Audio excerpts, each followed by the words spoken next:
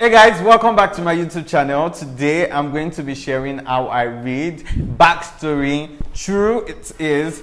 Oh, that's so true. Like I had this viral tweet at one point when I finished the university. So I finished with a first class at 19 and I think it blew up on the internet. That time nobody knew me anyway. So I entered the university at age 14. That time I went to write JAMB. I remember vividly, and I was going to public university, and everybody's like, "Oh my God, you're so young to go to the university! Oh my God, no! Your father shouldn't allow you to go to university." But my dad is like, "Please." Please, because when I was entering secondary school too, I was entering at 9. So my dad is like, "You can do it because it's display." And so I entered into the university, and then I finished the first class. Actually, I finished with 4.71. That's actually like a big deal in the public university in Nigeria, because you all know the ordeals of going to a public university in Nigeria. So I finished as best graduating student in the faculty, and that's really amazeballs. I'm never going to be sure if I was best graduating student in the school because we didn't do the convocation, because that's what I was actually going for, and now I'll never know.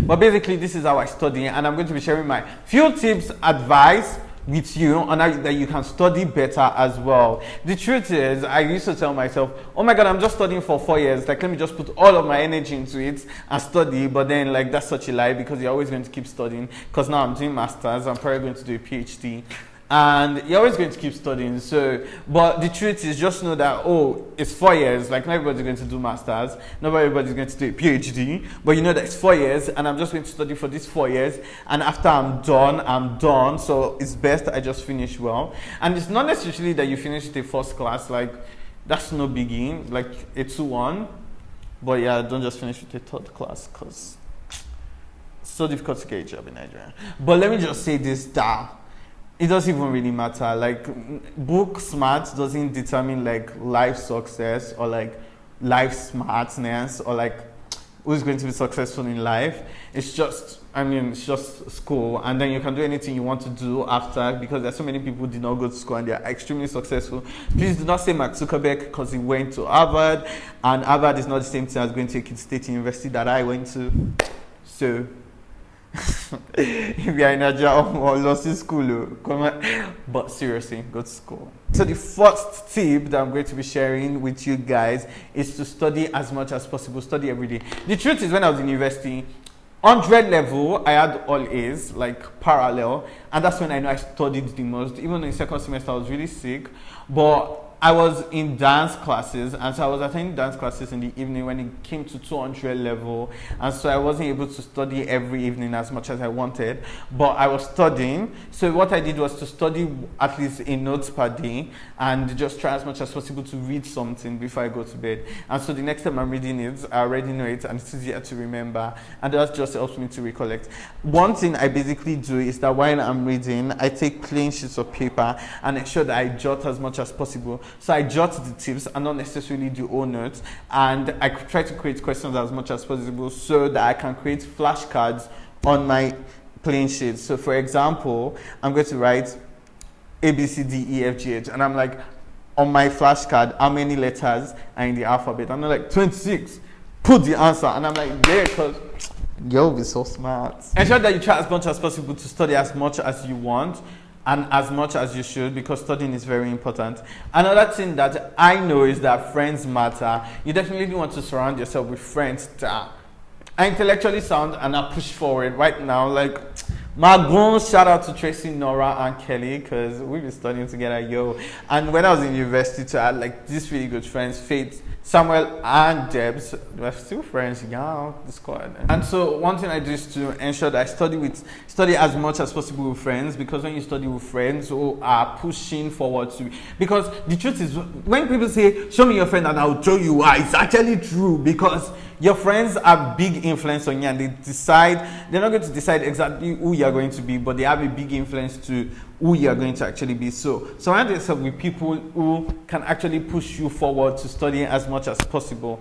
So friends really do matter. Another thing that I do really well is that I ensure that I teach people as much as possible, because when you teach other people, there's just this way that you retain it and then you remember. So even if I don't really know it so well, I just try to explain to another person. So when I explain to them, they can learn. And if people are like, oh, Elaine, on farms and when you're so smart, like if people are like, oh, you're just farming those who are smart, who cares? Like farms your farms. Like this life is about farms. You always see it like farms people are already at the top. Like why not? Why should you need farms? Like who do you want to be farms in? People are nowhere. No. What? No. Like if farming is the way to life, then why not farms? Like I'm going to farm anybody wants to farms. Another thing I do is to ensure that I take breaks as possible. People don't know how to read for 5 hours straight. Like kudos to you. I don't even think I know how to read for 1 hour straight. I read for like 30 minutes. I go to check something. I go to play. I come back because I need my brain to. I need my brain to calm down. I also sleep in the middle. I sleep pretty well. But I sleep in the evening so that I can wake up in the night. And because in the night is much more silent and less disturbing, and so I can assimilate better in the night. Another thing I do is to eat. I try as much as possible to eat, even though everybody's like, I'm always eating bread. But like, yeah, I've actually been surrounded with like friends who cook too, so that's like really good because normally when I'm alone doing exams, I'll probably won't eat. Like I'll just go and buy food and all of that. Then, as much as possible, try to drop your phone. I'm not even going to lie. It's like one of the hardest things to do. Jesus! I'm always with my phone. I'm like, how many people are following me? How many people are liking my picture? And I'm like trying as much as possible to reduce my screen time because I think it takes time out of the other things that you should be doing. But yeah, try and drop your phone. I'm like, I'm just going to put my phone here and I'm not going to use it so that I can actually study because the phone is very distracting. Another thing I do is to use acronyms. I use acronyms a lot, especially when it's list. Like when we have 1, 2, 3, 4, 5, 6, 7, 8, 9, 10. I probably just put up an acronym, maybe their first letter, and be like, S. Like, do you get what I'm saying? Like SSS, not SSS. So that's another thing that I do. I use acronyms as much as possible. Another thing I'm very particular about is a study space. I may not necessarily study on my bed every time. I'm not necessarily going to study on a table and chair every time. But I try as much as possible to study on my table and chair. And I'm probably going to pick my iPad and read with my iPad because it's easier to read that way. Or then I'm on my bed laying down and studying. Guys, as I'm shooting this video, Tracy has opened this door like 10 times and she's like, another thing I try to do is to read far and wide. When I was in the university, I had like a lot of textbooks. Like my room was actually like literally like a library, like I had so many books. But I try to also read from the internet as much as possible because when you read from the internet, you can actually learn more and find more scholars. And because when I'm also writing exams, I try to quote as many scholars as possible so the lecturer is like so I'm always trying to impress my lecturers because when I'm writing exams, I'm not writing just to show that I read. I'm writing to also impress the lecturer, to let him know that I'm an extremely good student. I hope that you have learned a thing or two from me and how I study. I feel like maybe I'll probably do another video to talk about like challenges of being a young person in school, but I feel like all of these things actually helped me to get a first class.